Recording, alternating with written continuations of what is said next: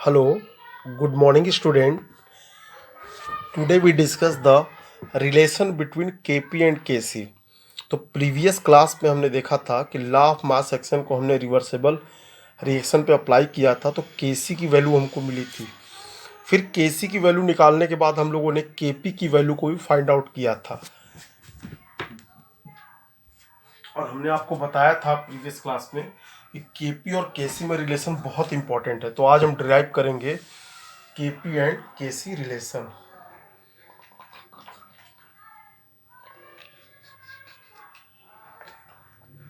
For reversible reactions के लिए। ठीक है, तो हम स्टार्ट करते हैं। Relation between Kp and Kc। तो एक जनरल इक्वेशन हमने लिया है, देखिए, for the general reactions a plus B is equal to C plus D. ये a small b small c small d ये coefficient of reactant and product है। तो अब इसके लिए अगर हम Kp की वैल्यू निकालते हैं तो Pc के पावर c, Pd के पावर d और Pa के पावर a और Pab की पावर b। अब यहाँ पे देखिए Pc, Pd, Pa और Pb ये क्या है, partial pressure of reactant and product है।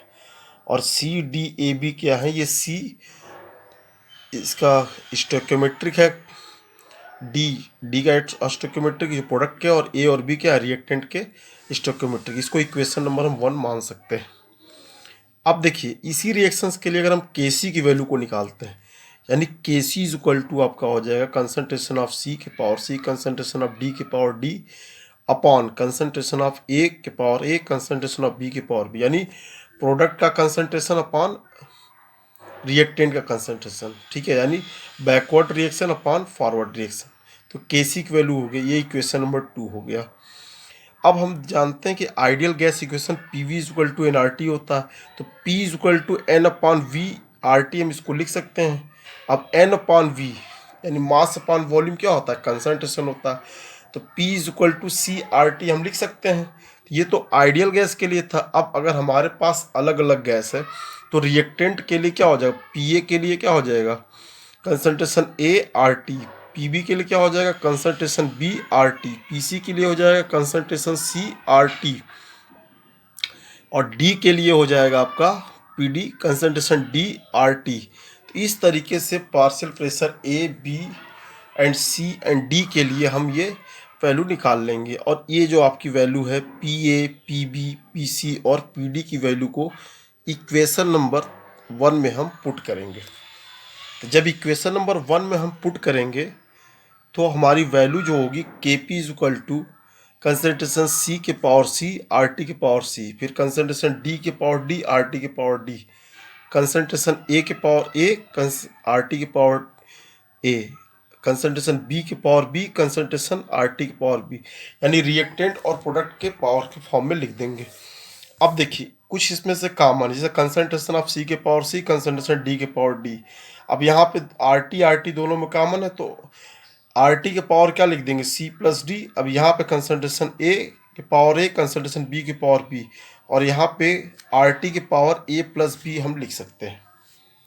ठीक है, जब इसको लिख सकते हैं तो हम यहाँ पे क्या लिखेंगे कि कंसंट्रेशन C के पावर C, कंसंट्रेशन D के पावर D, और यहाँ पे लिखेंगे कंसंट्रेशन A के पावर A, कंसंट्रेशन B के पावर B।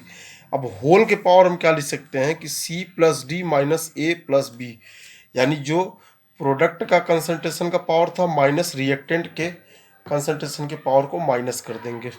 तो हमारे पास वैल्यू क्या आएगी, Kp is equal to K C R T के power C plus D minus A plus B, यानी Kp और Kc में ये रिलेशन आ जाएगा। अब C प्लस डी और A प्लस बी को हम डेल्टा N से भी डिनोट कर सकते हैं। ठीक है,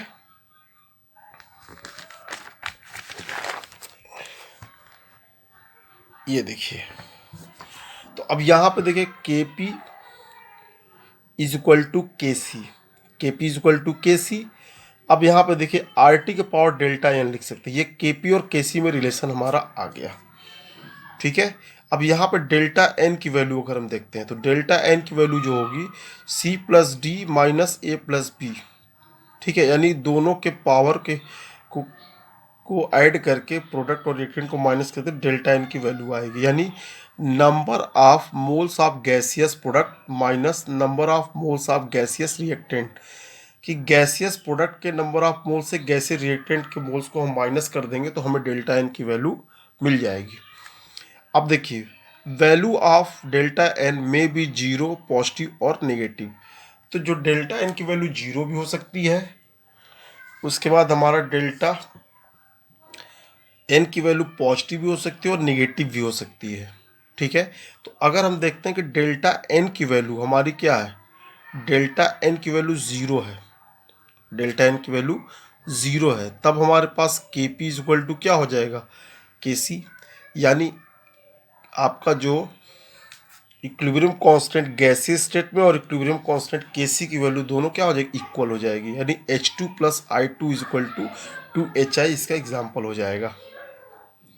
ठीक है, अब हम बात करते हैं if delta N is positive. अगर डेल्टा एन पॉजिटिव है तब क्या होगा, के पी इज ग्रेटर देन के सी, यानी के पी की वैल्यू जो होगी वो के सी के ग्रेटर होगी। ठीक है, अब इसके बाद देखिए PCl5 को अगर हम देखते हैं, ये गैस स्टेट में है, तो ये PCl5 हमारा ब्रेक करता है PCl3 और Cl2 में। ठीक है, ये ब्रेक कर जाएगा। अब डेल्टा एन की वैल्यू हमारे पास अगर देखें नेगेटिव है, तो डेल्टा एन की वैल्यू अगर नेगेटिव मेरे पास है तो के पी इज लेस देन हमारे पास क्या हो जाएगा, के सी हो जाएगा। अब इसी को हम देख सकते हैं N2 plus 3H2 equal to 2NH3, ये हमारा इसका एग्जाम्पल हो जाएगा। तो इस तरीके से हम देख सकते हैं कि डेल्टा एन की वैल्यू जीरो भी हो सकती है, माइनस भी हो सकती है और प्लस भी हो सकती है। तो जीरो, माइनस और प्लस कोई भी वैल्यू हो सकती है। अब इसको समझने के लिए हम न्यूमेरिकल्स की हेल्प लेंगे। अब देखिए न्यूमेरिकल्स क्या है, देखिए कि PCl5 यानी phosphorus pentachloride, PCl3 phosphorus trichloride and Cl2 are at equilibrium at 500 Kelvin and having the concentration 1.59 mole, PCl3 1.59 mole and 1.41 mole PCl5, यानी तीनों का कंसंट्रेशन आपको दिया है। अब कैलकुलेट करना है कि Kc की वैल्यू आपको रिएक्शन के लिए निकालनी है। रिएक्शन आपको दिया गया है, देखिए PCl5 is equal to PCl3 plus Cl2। अब यहाँ पे इसके लिए हम Kc की वैल्यू को अगर हम निकालते हैं तो Kc इज इक्वल टू क्या होगा, PCl3, कंसंट्रेशन ऑफ PCl3 और concentration of Cl2 upon PCl5। अब ये तीनों की वैल्यू को हम इसमें पुट कर देंगे। तो यहाँ पे देखिए वैल्यू को अगर हम पुट करते हैं तो दिया गया 1.59 का स्क्वायर, दोनों इक्वल है तो 1.59 का स्क्वायर और 1.41। तो जब इसको हम सॉल्व करते तो हमारी वैल्यू क्या आती है, 1.79, ये हमारा आंसर हो जाता है। तो दिए गए इक्वेशन के लिए Kc की वैल्यू जो आपकी होगी होगी 1.79। तो इस तरीके से किसी भी रिएक्शंस के लिए हम Kc की वैल्यू को निकाल लेते हैं कि जो प्रोडक्ट का कंसंट्रेशन दिया होता है और अपान रिएक्टेंट के कंसंट्रेशन को। ठीक है,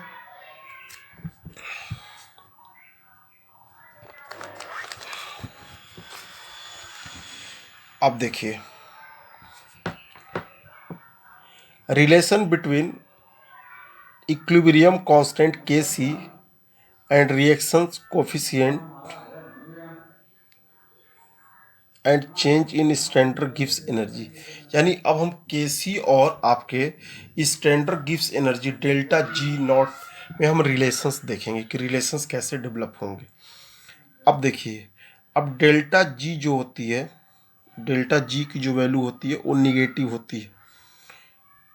delta G is negative, then the reaction is spontaneous and proceed in the forward direction। अब देखिए डेल्टा G की वैल्यू पे भी हम क्या स्पॉन्टेनियस और नॉन स्पॉन्टेनियस रिएक्शन को निकालेंगे। जब स्पॉन्टेनियस और नॉन स्पॉन्टेनियस रिएक्शन को निकाल लेंगे तो हम इसके डायरेक्शन को भी क्या करेंगे, डिसाइड कर लेंगे कि ये फॉरवर्ड डायरेक्शन में होगा या बैकवर्ड डायरेक्शन में होगा। तो अगर डेल्टा G की वैल्यू निगेटिव है तो रिएक्शन क्या होगा, स्पॉन्टेनियस होगा और ये प्रोसीड कहाँ करेगा, फॉरवर्ड डायरेक्शन में करेगा।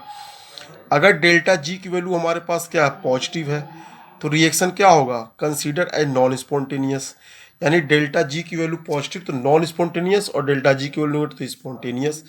और अगर डेल्टा G की वैल्यू जीरो है तो रिएक्शन क्या होगा, इक्विलिब्रियम पे होगा, यानी डेल्टा जी की वैल्यू 0, इसका मतलब इक्विलिब्रियम पे होगा। और डेल्टा जी की वैल्यू नेगेटिव है तो क्या होगा, स्पॉन्टेनियस रिएक्शन, और डेल्टा जी की वैल्यू पॉजिटिव है तो नॉन स्पॉन्टेनियस रिएक्शन। ये तो हमने डेल्टा जी के behalf spontaneous, non spontaneous, forward और बैकवर्ड रिएक्शंस को देख लिया। अब हम देखते हैं इसका मैथमेटिकल कॉन्सेप्ट क्या है,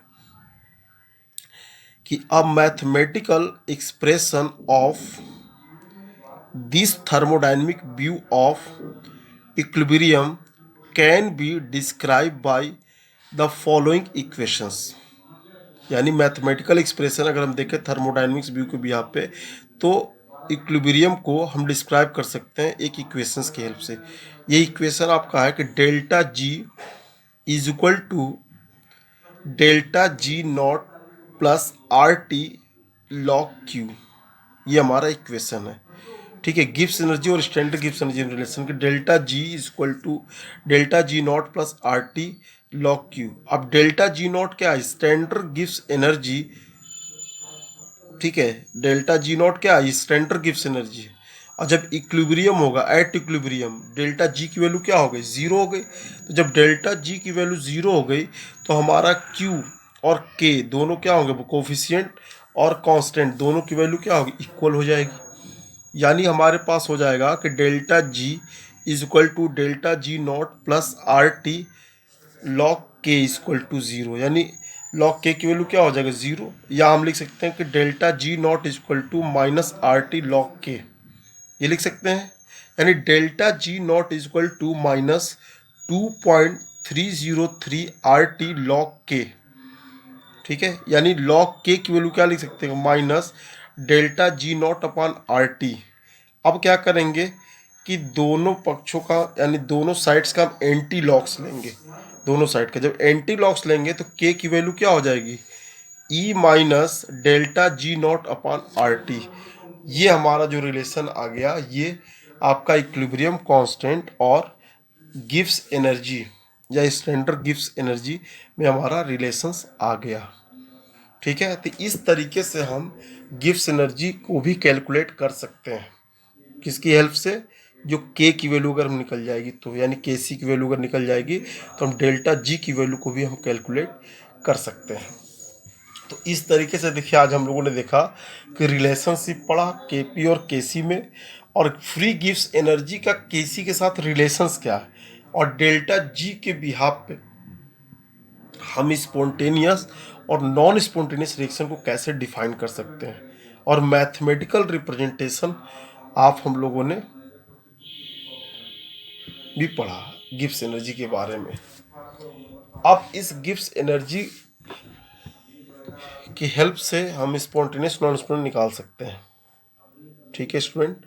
तो आज हम लोगों ने इतना किया। अब नेक्स्ट जो हमारे पढ़ने हैं क्लास में, वो डेल्टा जी की वैल्यू जीरो होगी तो क्या होगा, और डेल्टा जी की वैल्यू ग्रेटर देन जीरो होगी तो क्या होगी। इसको हम देखेंगे कि डेल्टा जी की वैल्यू अगर जीरो से कम होती है या पॉजिटिव होती है तो क्या होता है, रिएक्शन स्पॉन्टेनियस होता है कि नॉन स्पॉन्टेनियस होता है, किस डायरेक्शन में जाता है, ठीक है। अगर डेल्टा जी की वैल्यू ग्रेटर देन जीरो होती है या निगेटिव होती है डेल्टा जी आर नॉट की वैल्यू, तब क्या होता है, यानी रिएक्शन हमारा फॉरवर्ड होता है कि बैकवर्ड डायरेक्शन में आता है, इसको हम देखेंगे, ठीक है। तो आज बस इतना ही करेंगे, और नेक्स्ट टर्म में हम के सी की वैल्यू भी निकालेंगे। डेल्टा जी जो आज हम लोगों ने पढ़ा है कि डेल्टा जी की वैल्यू जो और के सी में रिलेशन, इस पे एक हम लोग न्यूमेरिकल्स भी करेंगे, ठीक है। इसके बाद हम पढ़ेंगे इसमें फैक्टर्स अफेक्टिंग द इक्विलिब्रियम, ठीक है स्टूडेंट। तो आज बस हम इतना ही करेंगे, ठीक है। थैंक यू, बाकी नेक्स्ट क्लास में।